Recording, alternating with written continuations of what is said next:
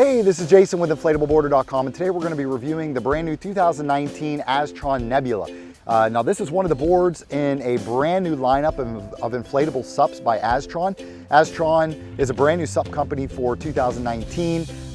They've not only launched a full range of air boards, inflatable boards, but also composite boards and paddling accessories. Their inflatables are unique in that they feature a dual chamber construction. The Nebula also features this.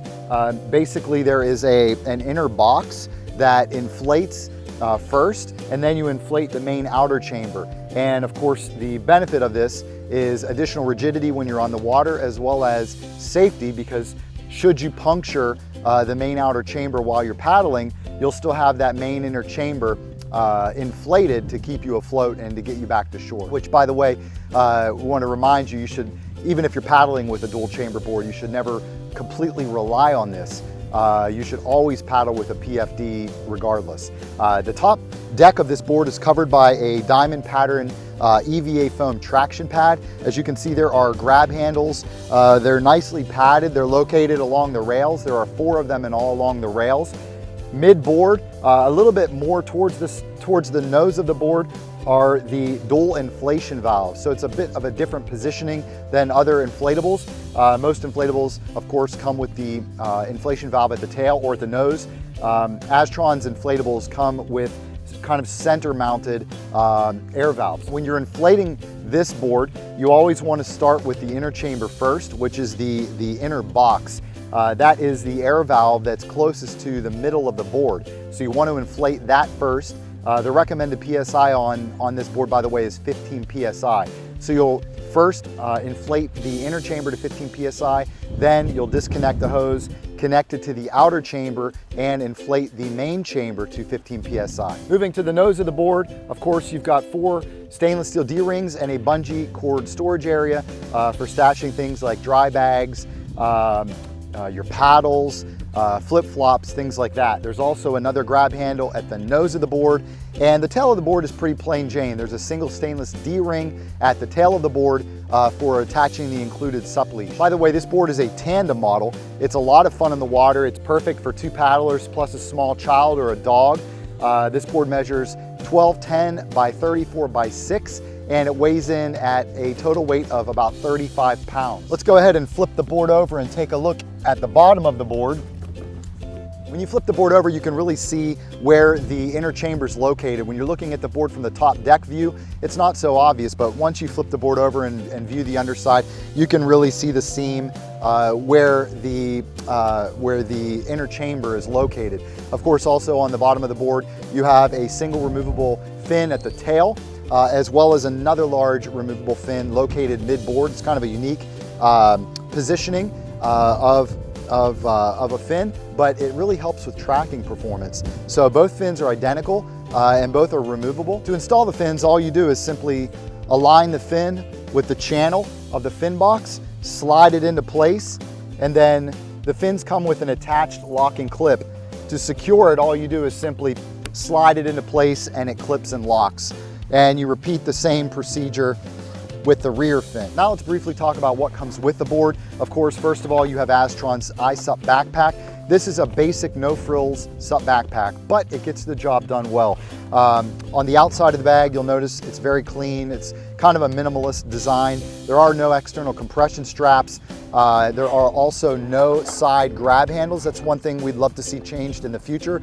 We'd love to see the addition of some side grab handles, which would make it more convenient when pulling the board bag in and out of your car or your closet, out from under your bed.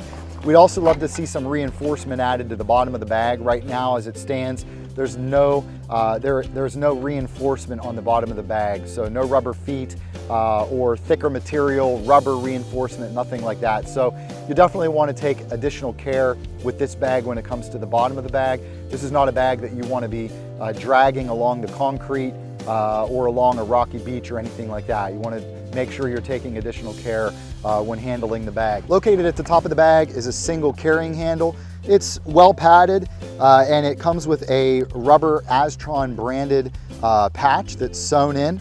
On the flip side of the bag, you've got 2 backpack straps. These are lightly padded. They're not not the most well padded backpack straps, but they, as I mentioned, they get the job done. They are also fully adjustable, and there is a sternum strap. So this bag, as I mentioned, very basic, no frills, no adjustable padded waist belt, which we honestly don't really use that often anyway.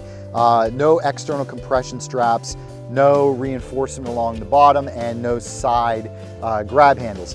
But if you need a backpack to travel with, to make it easier to keep all of your gear together, to store everything, this is everything you need. It definitely gets the job done. The opening on this bag is nice and wide. It opens up. There are 2 zippers. When you open the bag, there is a single compression strap sewn into the top of the innermost portion of this bag. So this comes in handy after you've got everything packed out and loaded. You can then use this compression strap to kind of tighten everything up and hold it into place. Aztron also includes a really nice dual action SUP pump. This pump has a unique design. It comes with handles that actually break down into a smaller footprint for easier packing. I really like this design. It's super convenient. Just have to make sure you don't lose these little handle attachments, but each attachment is marked with the correct side. So there's an R for the right and an L for the left. You simply insert it into the appropriate opening, screw it right into place, and it's nice and secure. Really a cool design. There's also a built-in pressure gauge at the top of the pump to tell you exactly how much air is in your board during the inflation process. And you can use this pump for both inflating and deflating your board. There is an in and an out port. When you're inflating the board, you want to go ahead and screw the inflation hose into the out port. And when you're deflating it, you want to screw it into the in port on the pump. There's also this red screw-in plug. When you begin pumping, you want to go ahead and insert the screw and screw it into place. That will activate dual action mode. What that means is your board will have air added to it on both the upstrokes and the downstrokes, which is much more efficient and will allow you to quickly inflate your board when it's fully deflated.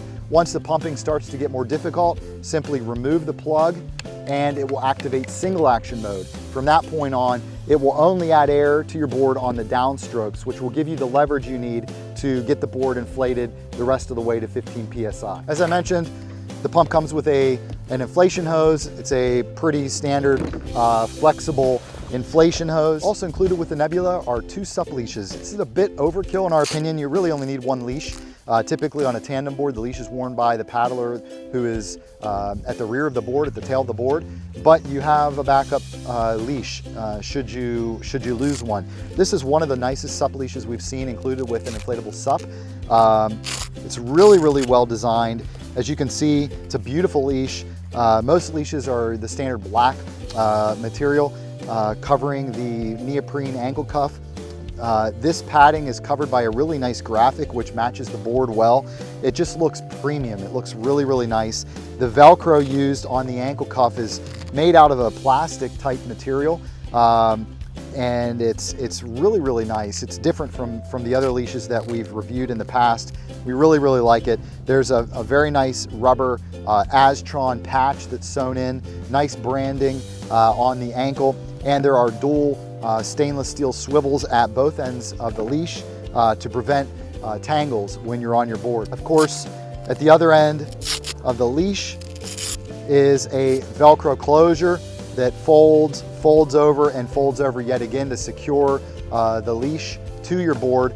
One of the strange things that we mentioned in our other Aztron reviews regarding their leash this season is the fact that they sewed in the leash string. And the whole point of a leash string is to give you the ability to quickly attach and detach the leash from your board, but by sewing it in, it kind of negates that benefit. So we did mention that to the company, and they indicated that they would change that in the future and make it so that it is not permanently sewn in. So that's good.